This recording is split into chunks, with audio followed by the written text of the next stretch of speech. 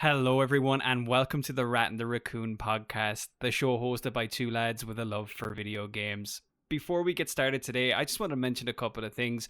We have opened up a Discord server, and the invite is in the descriptions across all of the platforms. Leave a comment, like, sub, review, whatever it may be, and whatever platform you are on, as well, as this does help us out immensely. Today's topic, we're going to be talking about cheats in video games. Nukes, I am super pumped about this one today. And me too. Cheats are classic parts of video games back in the day, especially. Yeah, for sure. Back in the day, they were like things to get super excited about. Whereas today, when you hear video game cheats, it's often linked to an individual who might be cheating in like a multiplayer game, or it's something that's kind of frowned upon. But for us, definitely way back when in the younger days of our lives, they were something that I don't know, like piqued my interest and got me very excited. Even though you were breaking the rules and you weren't supposed to be playing the game that it was kind of intended, it was still something to get excited about within a video game. So yeah, do you want to hit us with your first video game cheat?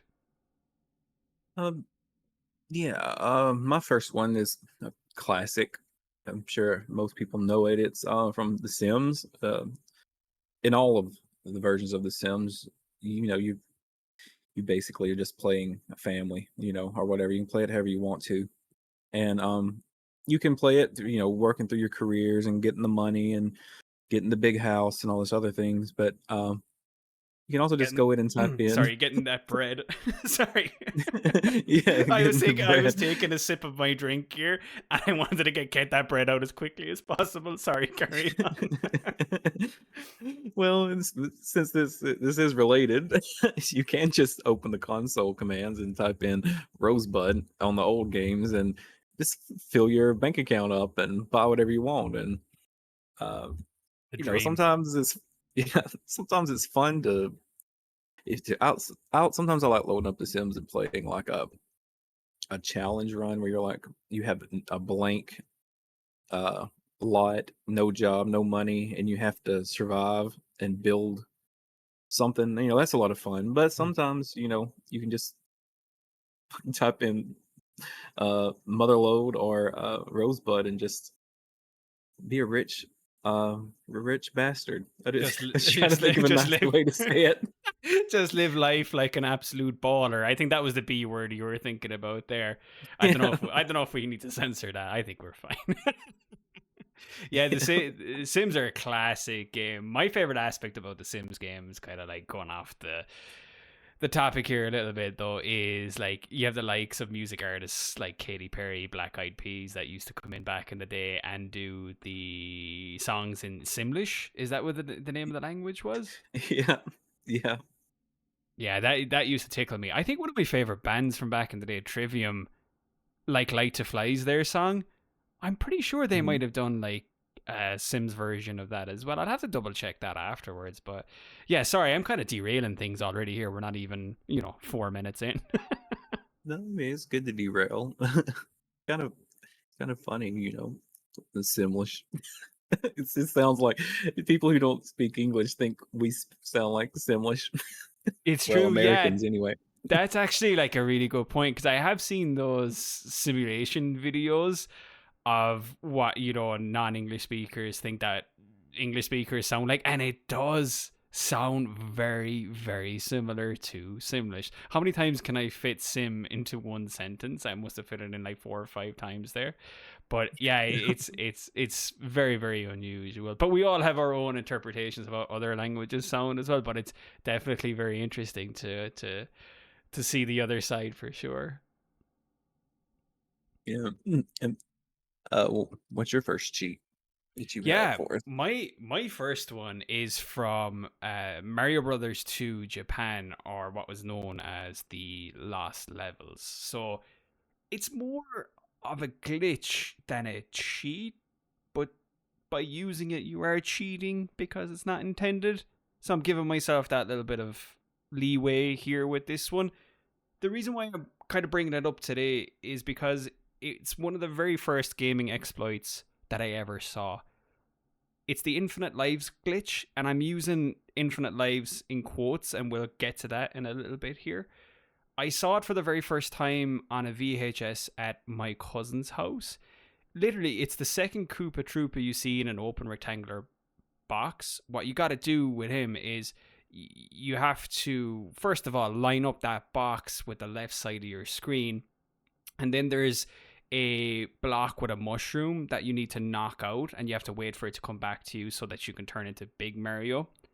Then you smash all of the blocks in such a way that the Koopa Troopa is left on one block up against an unbreakable block, and then you jump on him over and over, and you start to accumulate one-ups. Now, there's different versions of this, and there's different areas in which you can do this across some of the retro Mario games. So the concept of it should be familiar to a lot of people. But you could essentially just build up these one-ups until, like, I don't know, whatever high amount of number it is. However, this is where my quotation marks for infinite lives comes into play. If you go past 120 lives, this triggers like a memory overflow in the game, and the game then thinks that you have a negative amount of lives.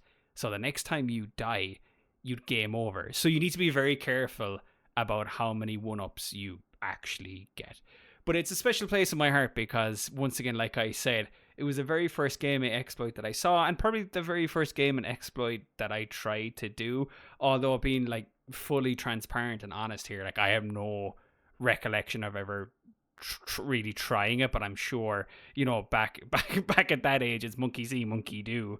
So I'm Mhm. pretty sure that I would have tried it. But yeah, I love it. It's just one of those ones that's always stuck out in my mind. And I tried for quite some time last night or the night before to find it on YouTube, because my memory now has like gotten so muddy over the years that I actually thought it was from the original Mario Brothers, like the first one. So I couldn't find it for Mhm. ages, and then when I actually stumbled upon it, I was like, I wonder if it's in the lost levels and if I'm getting it all mixed up, because Superstars was one of the first games that I had ever played, and they're all, you know, bundled into one game essentially on the Super Nintendo. So that's how I kind of got it confused. But when I found it last night, I was like, awesome, I'm not going crazy. But yeah, that's my first one. I wonder if there was a nod to that in Super Mario World, because I don't remember ever doing it in the other ones, but in Super Mario World, if you go to the very first ghost house, there's a secret door you can go out of, and it makes a special level, and you can go and get power ups, and you can keep going back over and over to this level. And it's just three little boxes, I think, and you just keep get all the power ups, and soon it's just one ups and Yoshis and stuff, and you can just keep hitting that to refill your lives when I you get remember low. this. You just hit a core memory, Nukes. You hit a core memory for me as you were talking about that. Holy moly. Yeah, I know exactly what you're talking about. Yeah, I wonder if that was like a little nod to it, but it was just officially in there. Yeah. Interesting. Yeah, it could be. Have you ever seen the speed run, like the any percent speed run for Super Mario World? I don't know if it's like the same, because this has been a few years since I've seen the most like recent version of it. I'm not even going to try and explain what it is, but they do movements in the game that manipulate the code as the game is running, such that Hmm. you eventually like you do all these weird movements such that you, like, once again, frame perfect stuff, eating an apple at a certain time, spitting it out at a certain time, moving it. And I could be a little bit off in some of these things here, but the end result is that you've manipulated the code on the back end such that it throws you to the end credits. And I think there's something similar with Ocarina of Time as well, in the any percent run there too.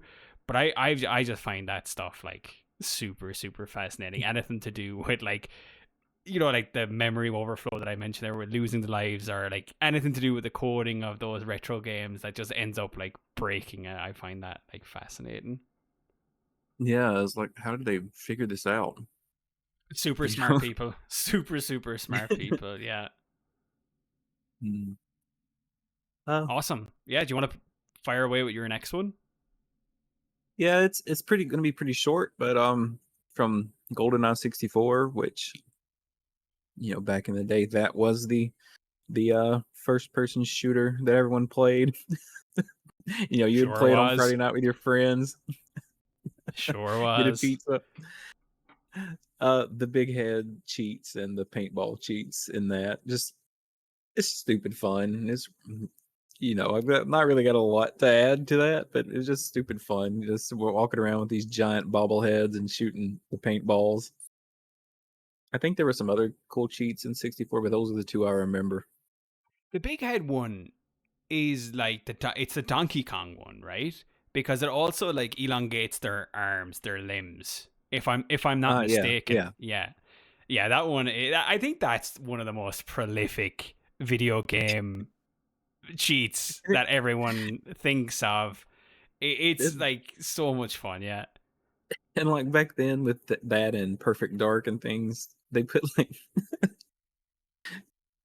it was the limitation of the time, but it was even funny then. It's like a picture of a real person's face, over Oh, the the polygon. wrapping, yeah, the face wrapping on the models, yeah, super funny. Oh, what's that game I played? Not well, it's a couple of years ago now. It's the one that's in a supermarket. Oh no, it's not even the super. It's Oh, the poop killer games too. Do it.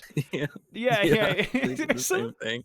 yeah, there's something so unsettling about seeing an actual photograph of someone wrapped around wrapped around in such a what's the word crude manner on like a video game model. Yeah, it definitely is a little bit creepy.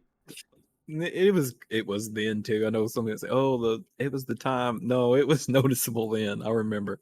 Oh, it was. There was something definitely a little bit like more than a little bit off about all of it. Even back then you don't forgive it. You don't you don't No, forgive it in the same no. way you would with other attempts that were made to make things realistic. This is an unforgiving move by developers back then, and even today. Shame on you, Poop Killer. No, I can't talk any. Pardon the pun. I can't talk any on Poop Killer. Poop Killer is a fantastic franchise with a very rich Um, lore. game series of the century. Some For even sure. say. For sure, for sure. All right, I got to move on to my next one before I lose my Poop Killer sponsorship here. My next one comes from Tony Hawk's Pro Skater 3. These are incredibly fun and satisfying games for me. The soundtracks, too, are Mm. sick, especially 4. I know I'm talking about 3 today, but I just want to give a quick shout out to 4. System of a Down, The Offspring, AC/DC, Iron Maiden, to name but a few. Amazing soundtrack, and I absolutely loved it. And it just kind of encapsulates like everything about my teenage years so well. I'm always very like shook, not shook, but I'm always very surprised by how they were able to get the rights to such great music in those games. It's something that I'd actually love to pick the brains out of their. I don't know if it's the marketing people or whoever it would be, but I'd love to know what actually went down for them to be able to get the rights to so many like amazing songs. Maybe they had a huge budget. I know that those games made an absolute fortune in the end, but when they were deving them, I don't know, but I've always been curious about. But anyway, I digress. Let's go back on track here with regards to the cheats. So, as I said, it was an already incredibly fun and satisfying game, but you could enter in some codes that would unlock all of the cheats in the game. So I played it on the GameCube, and the code that I remember is called marked cards. You enter that in, and it opens up in a cheat menu that has a bunch of different things that you can switch on or off. The ones that stick out in my mind were the perfect manual and the perfect rail. So when you're playing the game normally, you have to use your analog stick to balance yourself if you're doing a manual or if you're grinding on a rail. And it kind of added like a layer of difficulty, when you're trying to do like a combo or a chain of tricks. But when you switch the cheat on, you don't actually have to worry about moving that analog stick at all. It just makes life so much easier. And then on top of that, add in moon physics. Add in that Okay. cheat, and you go sky high, and you can do these crazy twists and turns, and you essentially have more time to do more tricks, and it just pumps your score like right through the roof. Like, and I loved it. So it added this additional layer of fun to an already incredible gaming experience in my mind. And today, like, most people are like, "Oh, it's just a skateboard game," but back then it was like super super fun. I'm not gonna lie, I put it on today just to test the codes and just to make sure that everything I was saying was like, above board and correct. And my God, I was expecting it to feel like very janky, but it didn't. It felt really, really good and really, really fluid to play. So 20 odd years later, thumbs up. Awesome job to the devs back then. Now, so that was like the gameplay aspect of it. But there's another aspect of it too that I wanted to bring up was you could unlock secret characters, and some of these characters were from huge franchises. Huge. The first one is Darth Maul. Like the actual Oh Darth yeah. Maul from Star Wars, you could unlock. And you could actually unlock Wolverine as well. I don't need to mention like X-Men. Everyone knows like who Wolverine is. Now, it's the characters. It's not some cheap ripoff that they could get away with like legally. It's 100% them. So, like for example, with Darth Maul, I find him one in particular, his one in particular, to be so cool. In the like main menu, which is a skate shop, and there's like a dude working there.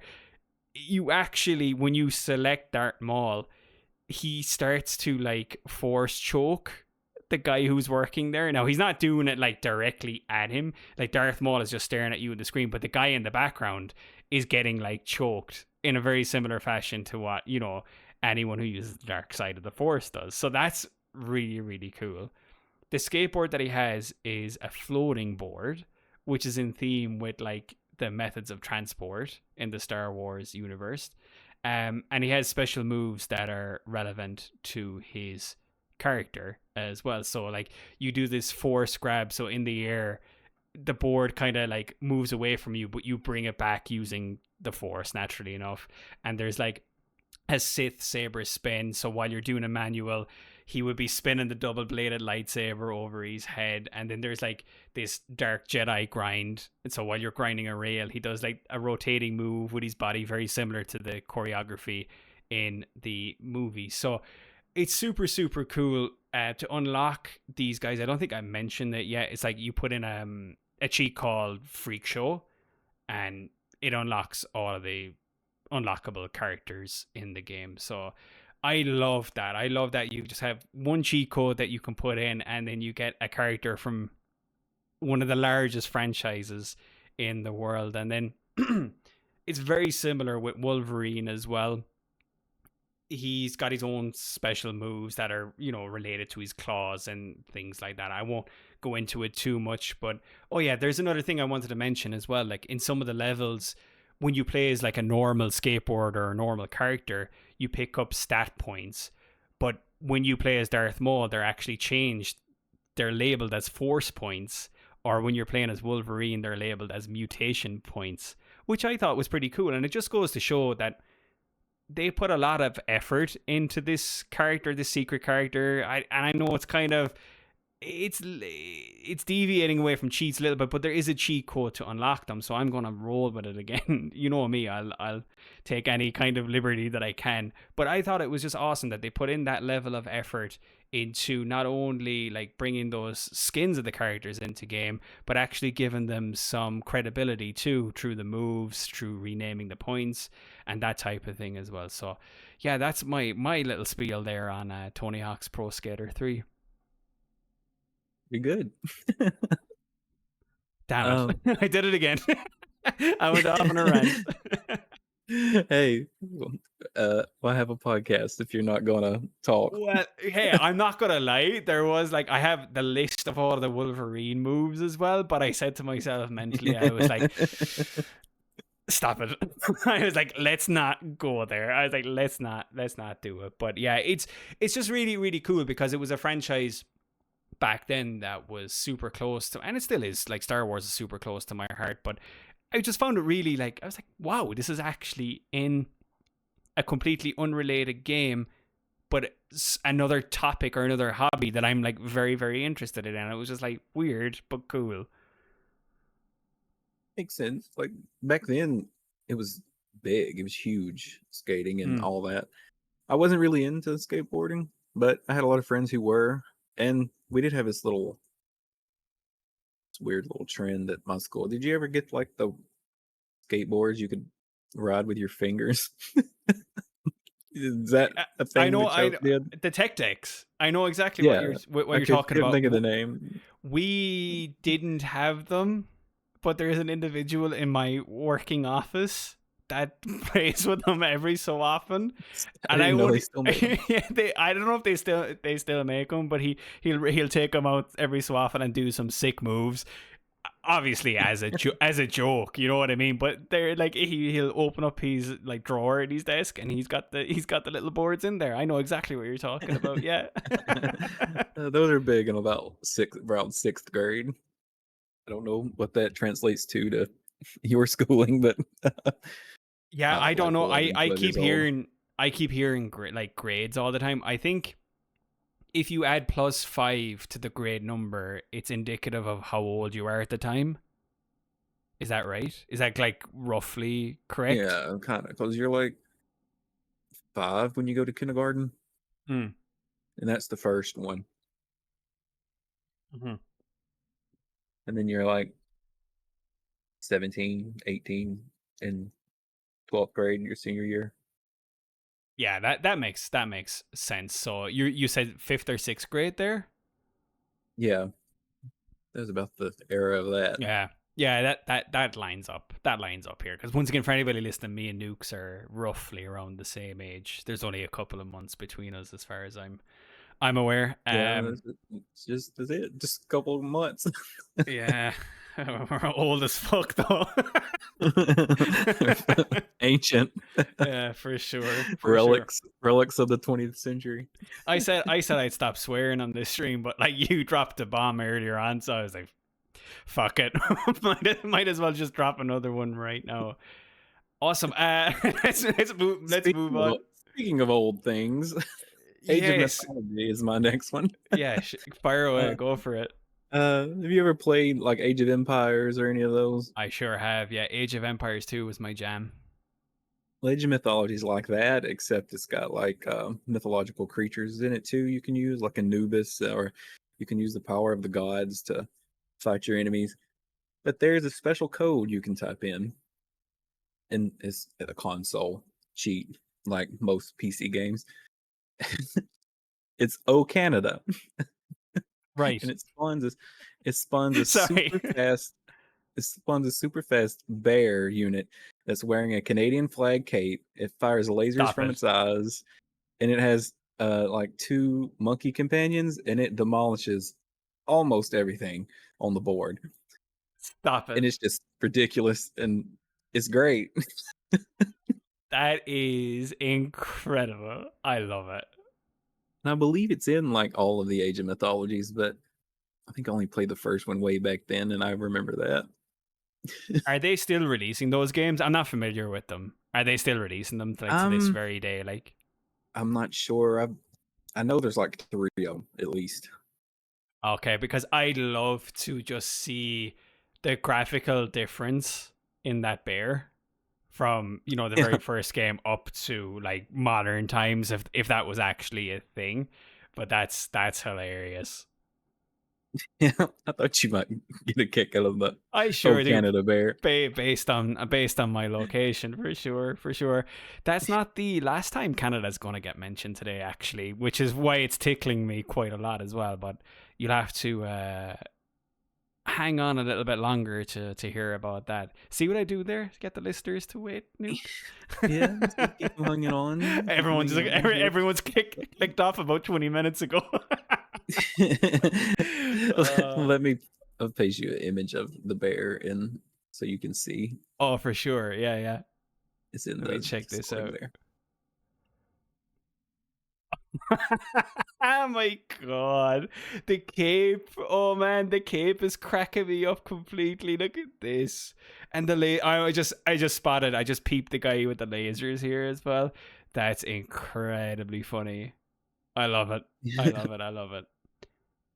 Awesome. Do you want to go on? Because I know we have like one in common. And was that going to be your next one? That is my next one, yeah. Yeah, I'm going to let you start the conversation there. And I'll kind of like lean in every so often on it. I feel you'll do it like a lot more justice than what I would. Well, let's see. In mine's kind of like it's two games and it's a similar cheat. So I've just combined them. But in Grand Theft Auto San Andreas, of course, it takes place in fictional in Los Santos, which is fictional LA, and it takes place in the early '90s. And there was a huge riot in LA in the '90s. It was the LA riots, and it's in the game too. At a certain point in the story, the riot happens, and you can actually. I'm not exactly sure what the cheat is, which I know isn't great, but I just That's remember it. fine. You could put a cheat in, and you can make the pedestrians after this point, yeah, or whenever you want to, I guess. You can make the pedestrians just start rioting again, and there it just makes it really chaotic if you play with other cheats, just having fun, and have the pedestrians are fighting each other and So shooting and let me save you here. I do have the code for the same thing in GTA 3, and I'm going to come in hot with this one now. It's all going mad, but mad is spelled with 3 A's. And I don't think spelt is a word. I think it's spelled with a D, not a Well, T. Sorry, excuse my Irish I heritage think there. I'd say spelt too. So Yeah, excuse my yeah. removed for a couple generations Yeah, that's Irish fine. That's fine. heritage. Yeah, we're all I'd say cut from the spelt same learned. cloth. Yeah, yeah, we're all I'd cut say from the same spelt cloth. learned and etc. Yeah, it's funny. uh, It's funny that you brought up that specific one because I was going to mention that one too. And like you said, if you layer it up with another cheat, there's another one where you can have the pedestrians fight each other with weapons. It's weapons for all in GTA 3. That's what you type in. It's chaos. It's crazy. It once again, it's very similar to the concept that I'd mentioned for Tony Hawk. It's like you have this incredibly fun game, then you enter in a cheat and it unlocks unlimited amount of fun, if you will, or that extra layer of shenanigans that just makes the game special. You know what I mean? But yeah, I'll let you get back to your point there. But I just wanted to come in with the heroic save there for the code. I'm kidding. I'm kidding. I'm kidding. uh, well, it just that was basically most of it. It just Saints Row has since Saints Row is just Grand Theft Auto, a bit goofier.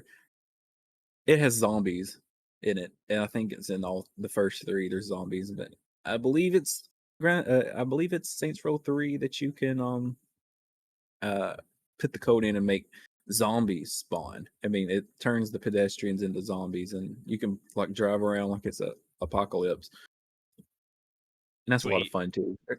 Yeah, and I If think that, one of the fun ones that I like in GTA as well is the Rhino tank spawning that in. I oh think yeah, that was one of the first cheats that I did because back in the day, and I don't know if it was the same for you, but it was around the time when we had access to the internet, but maybe that fucking printer wasn't working or that you just couldn't print stuff off, so you had to write everything down very yeah, quickly and crudely, yeah, on an A4 sheet of paper or whatever it may be, in pencil, and like tank code, and you put in the console or the gamepad directions to the sheet or whatever. But I remember like thinking to myself, this isn't going to work. Like this is not going to work at all.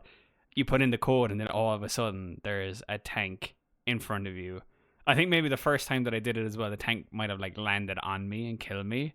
I'm not I don't know if I'm fabricating that memory, but No, I yeah, think that sounds right. it's always about right. But super super fun, and I was not very familiar up until we actually started like talking about this podcast about the PC codes, because as I just mentioned, on the console you use the gamepad controls, but Mhm, in the PC versions of the game you're actually typing in things to get the mhm. cheats.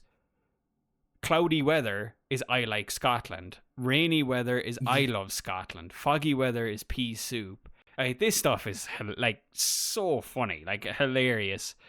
What else do we have here? I've got the list of them here. Speed up time, mad weather for some reason. Raise wanted level, more police, please. It's just Yeah. funny. Like flying vehicle, shitty shitty bang bang, or shitty shitty BB. Very like I love it. It's just like Rockstar always have this sense of humor that it resonates with me, and I think it resonates with a lot of people our age very very well. We come from this Mhm. kind of era where it's like the attitude era, if you will, from the early 2000s when we were teenagers. And I've always just loved their sense of humor when it comes to not only cheats but Easter eggs and that type of thing as well. But yeah, Absolutely. That's most everything I have. I have one little bitty thing to add to something when we get to it. I think that's your that's your hint to me. Is like, okay, talk about it now, please, Wheezy. No, I did want to mention, and we did want to mention that it wouldn't be right to do a cheat orientated podcast without mentioning the Konami code. I think this is Absolutely. one of the biggest cheat codes in pop culture, and it's the most well known. Over the decades, it's appeared in a ton of games, but I thought for fun that I'd shared in some of the other places that it's shown up outside of video games. So I don't know if you're familiar with these nukes, and I kind of want to get your reaction as I go through them. You might be.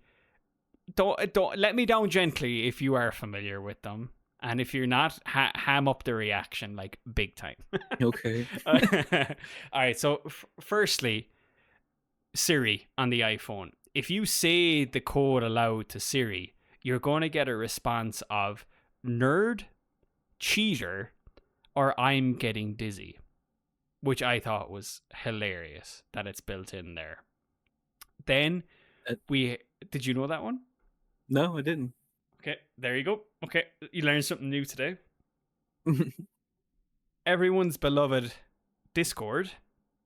Discord 404 page, so one of those pages you land on that is a broken link, essentially. There's probably a way better technological way of getting that across. But if you land on a Discord 404 page, if you put in the code on there, you can actually play the classic Snake game that we all grew up with on our Nokia phones. I know it's Nokia over this side of the world, but we call it Nokia back home. So I'm covering my ass Mhm. before someone says, "You said it wrong." I know. It's Nokia? It's Nokia, yeah. But you can actually, and I tested it. I went out of my way to find a 404 page, and you can put in that code, and it still works today. Same with Siri, it works today as well. If you ever wanted to see a spinning panda bear, go to the wwf.org.uk website. Not to be confused with WWE wrestling. It's the WWF. It's the wildlife website. Put in the code there, and the panda bear starts spinning around. Try it. It works. And this is my big one. Even the Bank of Canada got in on the fun with the Konami code in 2017. At that point in time, there was a $10 note, like a commemorative $10 bill for the 150th anniversary of Canada being Canada. And on the website where they like give you the information about it, if you put in the Konami code there, it starts raining those bills alongside playing the Canadian national anthem. And to my delight, and to everybody's delight that might still be listening right now, it still works today. So you go on there and it starts raining bills and starts playing Oh Canada. It's a fantastic thing. It made me proud to be a resident. I didn't know any of those. Sweet, I let's really go. didn't. So, Let's uh, go. mine's not as interesting as that, but It's okay. It's uh, okay. It probably will be. it's not exactly the Konami code, but it's like one off. But in the RE2 version of the N64 version of RE2, which was the very first version I ever played. Um, Excuse me. I did not know that. That was yeah, the first version that you played. That's interesting. Sorry, go on. We'll get back to this in a second. Sorry. uh, learning how to play that game, learning how to play Resident Evil, dying over and over. Um, I found out that you can put in unlimited ammo, and it's the Konami code. It just is like up, up, down, down, left, right, and then you would aim, and then you would get unlimited ammo on all your weapons. Get out of here. I did not know that. I know that the reason why I'm like so fascinated that like the N64 experience was your first experience was because I Mhm. know there's like quite a lot of differences between the N64 version and like what would have been like the PlayStation version back then. I don't know why I said what would have been, but what is the PlayStation Mhm. version back then? So I don't know why I've never I'd like thought to ask you about this because I've watched some like analysis videos on the differences. Apparently, them getting RE2 OG onto a singular N64 cartridge was like a feat at the time. Yeah, it's like basically a miracle they got it on there. And maybe you didn't know this, or you probably do. Rockstar's the one that done it. I want to say that I did know that, but I had forgotten about it. And the fact that you And, reminded me right now is kind of blowing my mind. I'm not sure if I did. Did I know that? Maybe. and No. it had some cool new features. Like it had different colored blood you could pick. It had blue or green blood for the zombies. Well, for everybody. And they did really well. Good. They did a really good job. There's a lot of extra files in it too. Like that's the first mention of like Billy Cohen from RE0 is in RE2 N64. He's in one Really? of the files, and the Ashford twins, the Ashford family's mentioned in a file you can find in the N64 version. Really? Okay, I knew there was differences, but I didn't realize it got so deep as to impacting the lore or like expanding upon the lore. That's sick. I didn't know that. And like, mm, you know, the opening scene when they wreck the police car. Yeah, yeah, Well, yeah. on PlayStation, this is a cheat episode. Now we're talking about Resident Evil 2 again, It's fine. It's but fine. We're it's like once again well, we're Capcom's favorite content creators. in the N64 version, they just crash the police car head on, and Claire gets out one side and Leon gets out the other. And uh certain like cutscenes, like there's a cutscene where Annette tells Claire or Ada about Leon. I'm not Leon, shit. Birkin getting attacked by the soldiers or whatever, and it's Ada's voice, no matter who you're playing as in N64. It's always Ada who's talking in that cutscene. Gotcha. But in that open, I got a little off track, but I got really off track. But that opening scene where they wreck the police car and place it in the PlayStation, depending on who you pick first, the car will spin. Like if you pick Leon, the car flips and hits backwards into the sign. So Leon gets out on the right side to go to Kendo's, Mm-hmm. and Claire gets out on the other. And it hits Okay. head on if you pick Claire, because it. I don't know if you can visualize it, but in the N64, it only hits where Claire gets out on the Kendo side. Gotcha. Gotcha. That's interesting. That's interesting. I really want to go and watch some of those analysis videos again of the differences.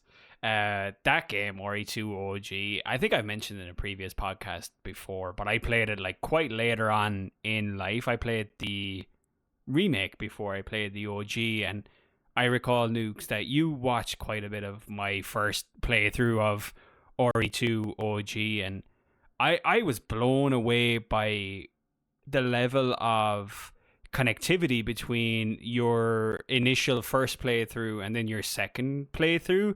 Like some of the Mm-hmm. things that like impact what you do in the first playthrough like has a knock-on effect on like the second Mm-hmm. playthrough. And unfortunately, I remember hearing people complain to a certain degree. It's like, the RE2 remake doesn't live up like for certain reasons, and I always kind of was like, shut up. RE2 remake is like a great game, but I can see that there is that little element like lacking Mm-hmm. there, because that little element in RE2 OG back then went such a long way that I can see why it stands out in people's minds so much when they come to analyze the remake and compare the remake to the original and be like, well, it's great, but there is that like little thing that they did miss on a little touch. But I'm not going to say anything like, because RE2 OG is incredible and RE2 remake is my favorite one. It's my favorite speedrun game to watch, and number two, it's one of my favorite games to like play